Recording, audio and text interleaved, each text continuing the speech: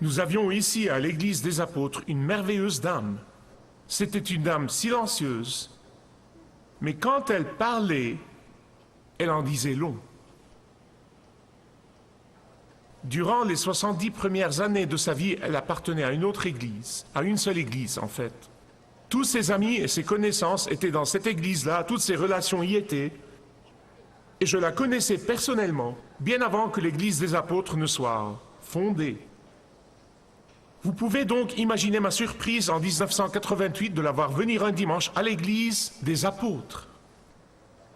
J'ai dit peut-être qu'elle nous visitera un dimanche ou deux, mais elle a continué à venir.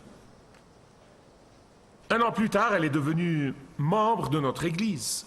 Elle est devenue très active et devenue membre du conseil d'administration de notre église.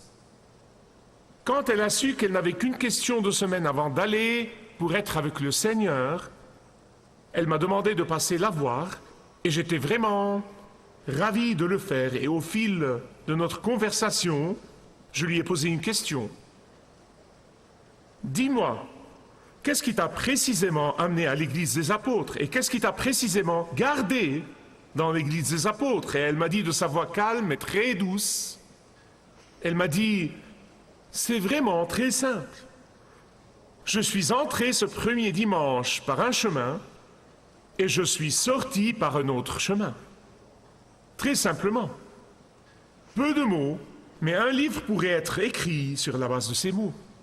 Je suis entré par un chemin, mais je suis sorti par un autre chemin. C'est ma prière et la prière de beaucoup de personnes ici ce soir, que certains d'entre vous qui êtes venus, que vous soyez entrés par un chemin, mais que vous sortiez par un autre chemin. Peut-être que vous êtes entrés à votre façon, mais vous pouvez sortir d'ici à la façon de Dieu. Peut-être que vous êtes entrés ici avec vos propres idées et votre compréhension et votre philosophie sur l'identité de Dieu et comment vous pouvez vous faire bien voir de lui, mais vous pouvez sortir d'ici le connaissant comme votre seul sauveur, le seul qui peut vous pardonner tous vos péchés passés, vos péchés présents et vos péchés futurs. C'est l'histoire même de Noël. Jésus veut nous libérer. Et c'est précisément ce que dit la Bible. C'est précisément ce qui est arrivé aux rois mages. Nous les appelons rois mages. Ils étaient des astronomes. C'était des hommes qui étudiaient les temps. C'était des hommes qui étudiaient les étoiles. Ils ont calculé le temps que le prophète Daniel avait prophétisé pour l'avènement du Messie. Et dès qu'ils ont vu l'étoile, ils ont commencé à la suivre. Ils ont fait beaucoup de chemin. Tout le chemin ardu de l'Iran moderne jusqu'à ce que nous appelons la Terre Sainte. Et ayant été avertis dans un rêve, dit la Bible, verset 12 du chapitre 2 de Matthieu, ayant été avertis en songe de ne pas retourner vers Hérode, le roi Hérode, ils regagnèrent leur pays par un autre chemin. 4 mots dans ce verset qui récapitulent la foi chrétienne. 4 mots qui récapitulent l'histoire de Noël. Ils ont regagné leur pays par un autre chemin. Quiconque vient à Jésus mènera sa vie d'une autre façon, d'une façon différente de celle dont il est né. Quiconque adore Jésus aura la vie changée et transformée à jamais. Quiconque accepte Jésus-Christ comme son seul sauveur et lui obéit comme son seul Seigneur aura une vie différente et aura une éternité différente de celle vers laquelle il se dirigeait. Quiconque décide de mettre toute sa confiance en Jésus-Christ comme son seul sauveur aura la vie transformée pour de bon et pour toujours.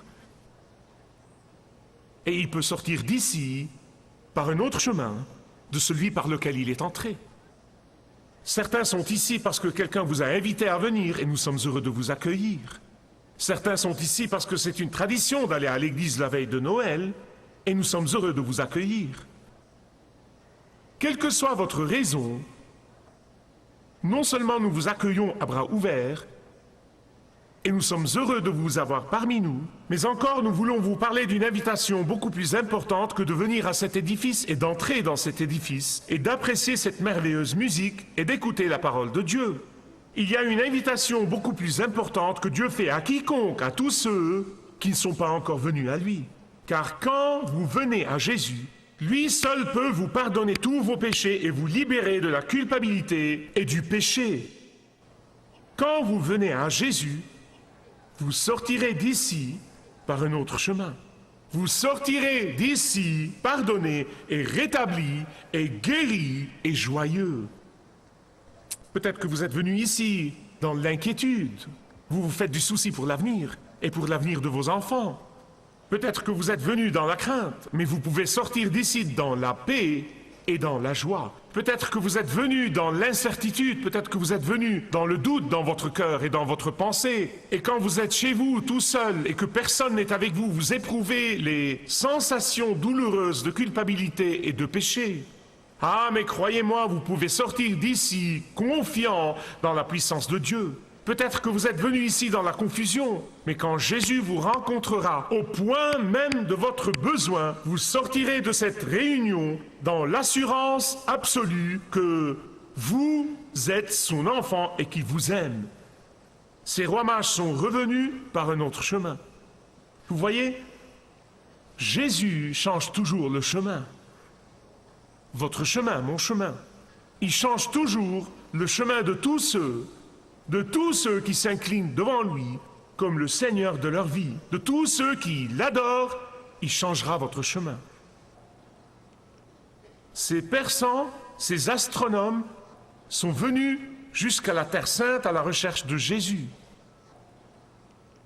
Rien que parce qu'ils ont vu l'étoile, ils étudiaient là-dessus depuis des années. Non seulement ils lisaient dans l'histoire, mais encore, ils observaient et quand ils ont vu cette étoile inhabituelle qui leur indiquait que quelqu'un d'extrêmement important est né, ils sont venus à lui et ils ont découvert que leur vie était changée. Comment ont-ils changé? D'abord, ils sont venus chercher un leader politique, terrestre, puissant. Vous dites, comment le sais-tu?